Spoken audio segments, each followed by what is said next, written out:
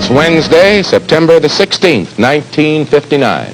As Khrushchev, smiling and waving his hand, rode into Washington, he saw the Americans for the first time.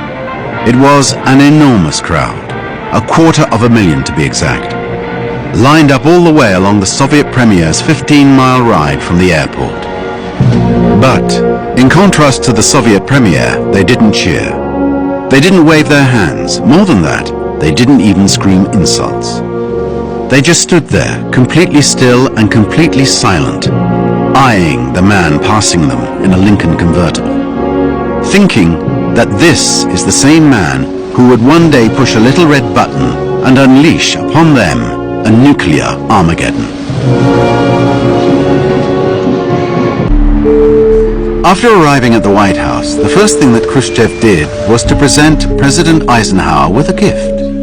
It was a miniature replica of the iron ball that the Soviets had shot to the moon just one day before Khrushchev arrived in Washington. Needless to say, this impressive Soviet accomplishment was a huge blow for the Americans. After all, just the day before, they had lost the space race once again when the Soviets marked the moon with a pennant that had the short but matter-of-fact inscription, USSR, September 1959. Now, holding up for the cameras the replica of that famous Soviet pennant, Eisenhower was astounded and appalled. How could the barely concealed gloating Khrushchev dare to pull such a publicity stunt during his very first hours in America? But, although boiling inside, Eisenhower behaved like a true politician. He smiled and even thanked Khrushchev for the thoughtful gift. Overall, the score on day one was definitely 1-0 in favor of Khrushchev, at least in the eyes of the American media, who would analyze the first day of K in the USA in sports-like commentary the next morning.